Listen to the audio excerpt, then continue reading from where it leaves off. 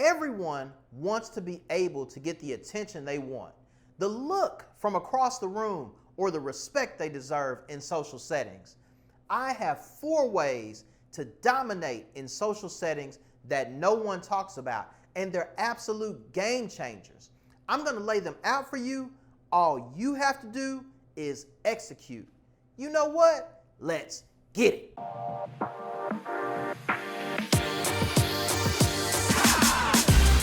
What if you're approaching someone to speak to them and you spill a drink on them?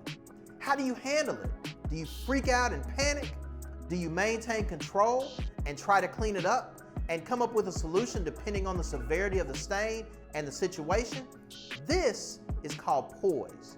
Poise is the ability to be graceful and elegant regardless of the challenge. Poise is also a natural steadiness. For those of us who are sports fans, we often hear broadcasters refer to great quarterbacks as having poise in the pocket. What that really means is that they're steady and not shaken with all the chaos and 350-pound linemen trying to crush them. We have to bring the same energy to social settings.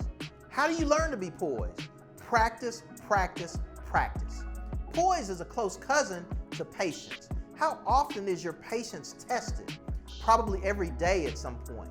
As you learn to have patience and manage situations, you develop poise. Remember, it's not all about what happens to you, it's all about how you respond to it. Do you respond when bad situations happen by flying off the handle, or do you respond with poise?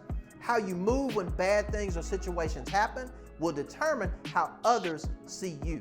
When you respond as a classy yet poised gentleman, regardless of the circumstances, you're the man. Women are attracted to men with poise. The best thing about poise is that you don't have to be born with poise. You can learn how to become more poised. Your calmness and poise in any situation is a dominant trait in any room. Let's say I'm in a room and I want to make my presence felt. When I want to win a room, this is my go-to trait. It works every time without fail.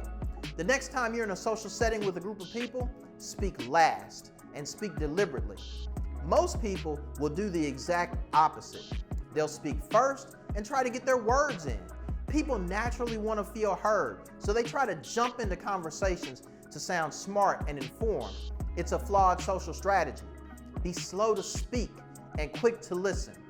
Listen to hear others' opinions on a topic and learn as much about that topic as possible. When you have all the information, you have a well-informed answer and you speak last. You sound like you have more insight. Often people are vying to be heard and trying to fill space in a conversation, especially for men.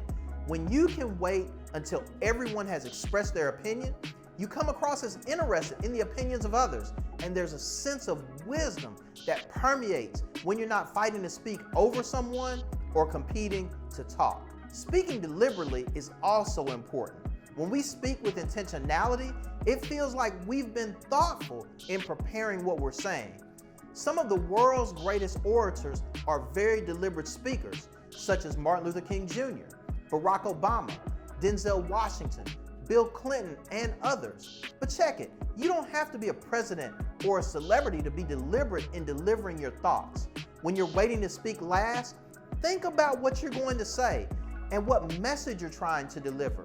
You've mentally prepared not to be rushed or constrained. Also, when you speak deliberately, you'll find that sometimes others want to be heard and they can't wait to speak, so they'll try to talk over you. This is normal. Don't let it bother you. Let them finish their thought. Once they do, pick up right where you left off. When you speak deliberately, you don't have to speak slowly, but you want to speak thoughtfully. Your cadence is determined more by your background and how you speak than how you think.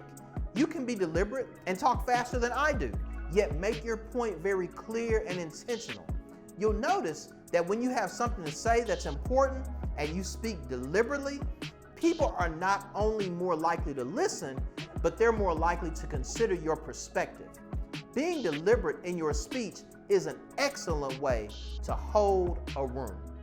There are lots of people who like to talk, but what are they really communicating? Are they talking about themselves, just trying to make small talk, Or is there something of value they really have to offer? This is where being engaging is a winning formula in social climates. The next time you go to an event, do some people watching, which is fun, by the way. Watch how many people talk to others, but the words are kind of vague and often very empty. Kind of like Tommy would tell Martin he was going to the job, and Martin be like, "Time for me to go to work. I gotta go." You ain't got no job, man. Because no one ever actually saw the job. When you engage, you make eye contact. You have attentive body language and posture. You're listening, and you're providing humor and personality to the conversation. Learn the art of engaging socially. Okay, so check this out. You'll never hear this one because it's kind of a lost art, but it will give you the upper hand in social situations. Find a fragrance that is uniquely you.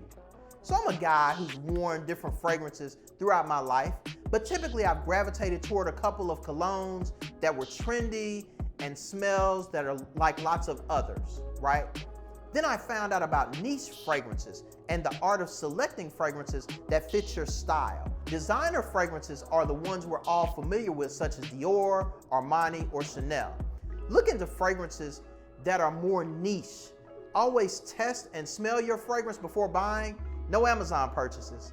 Find something that fits who you are, and your unique and intriguing smell will linger well after you've left the room, and it will be unforgettable.